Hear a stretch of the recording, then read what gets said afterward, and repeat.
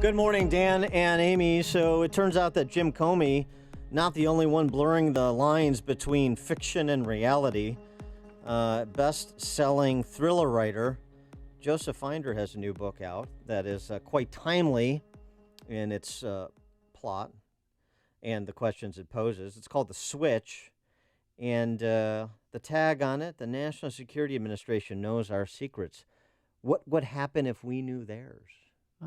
Well, maybe Robert Mueller, the special counsel, will look into the secrets in Intel. They're hardly off limits in terms of scrutiny, or shouldn't be. And Joseph Finder, he writes these books. Like, did you ever see Enemy of the State with Will Smith and Gene Hackman? Kind of an ordinary man in over his head type of concept, or like 3 Days of the Condor.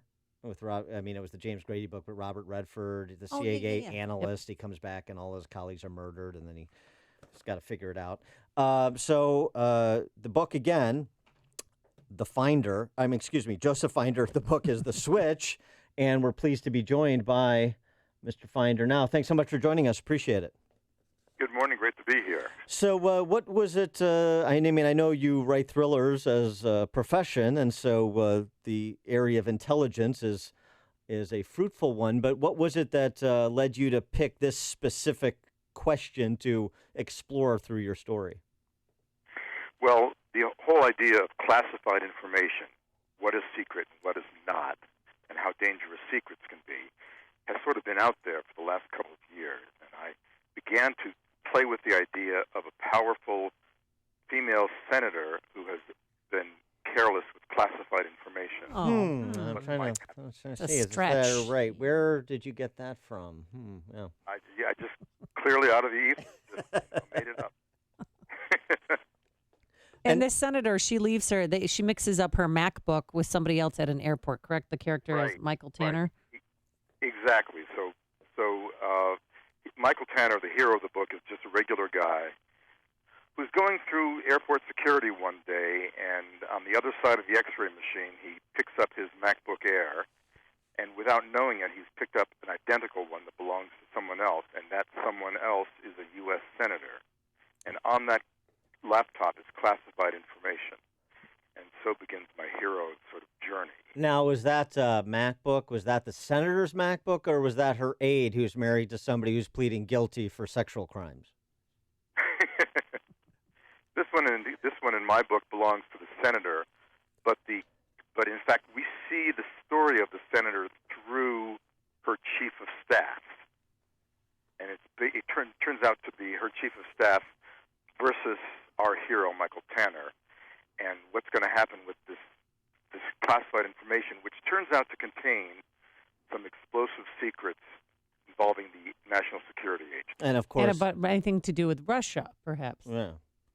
Perhaps, yeah. Well, you were teasing us. You want us to read the book. All right. Well, with the recent rumors surrounding, President Trump's relationship with Vladimir Putin, you must be feeling a little, like prophetic or visionary. I wrote a book called Red Carpet a long time ago about American businessmen in the Soviet Union, in which I made the case that in fact, businessmen tend to be very interested in Russia, and this is sort of a fertile ground for conspiracy theories. It always has been. And so, in terms of how you conceived the book, how much did real events on the ground, the 2016 election, and some of the questions that it raised, going in every which direction, how much does that inform your writing, or does it just start with kind of a premise that's a little bit ripped from the headlines, and then you take it into all kinds of wild directions? I suppose it's difficult to come up with to keep up with the reality, I should say. Right. I mean, the thing is, you don't want to be exactly too close to reality, otherwise you're going to get superseded by reality. Right.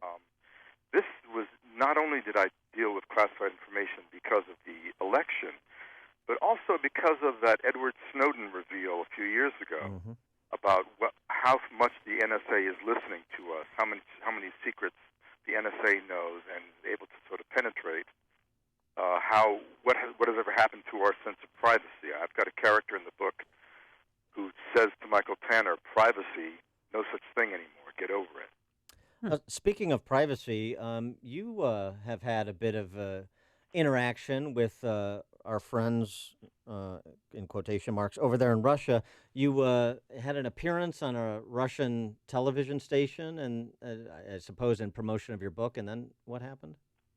Right. I was on RT TV, Russia Today Television, which is this massive network which is owned by the Russian government and which is broadcast around the world and into Russia. And on this, on one radio show, on a television show on RT-TV, I talked about Putin and how corrupt I thought the FSB under Putin has become. A few months later, I arrived in my office to find out there'd been a break-in. Ooh. And what had been stolen?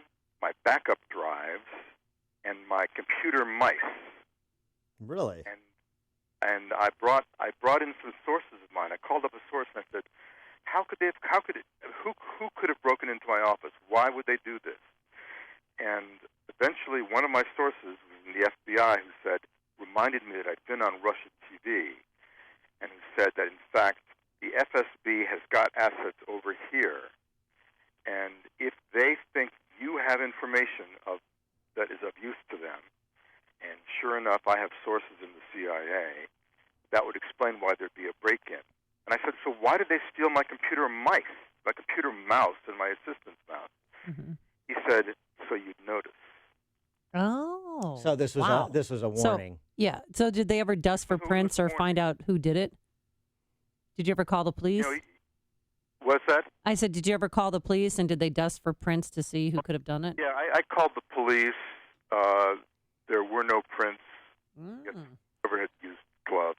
Yeah, these are and, professionals. The police had no idea. The FBI couldn't say for certain who it was, but their theory was that it was the Russians. And, who's going to break into a writer's office except for maybe a jealous rival writer?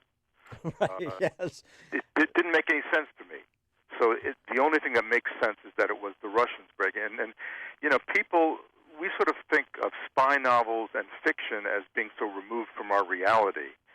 We forget that, in fact, there are Russian spies among us, as there are American spies in Moscow, and this sort of spy versus spy game does really happen in reality. The weird thing was it happened to me, a writer of spy fiction. Yeah, I hope Wow. I hope our friend Brad Thor has an alibi. Make sure that he's not.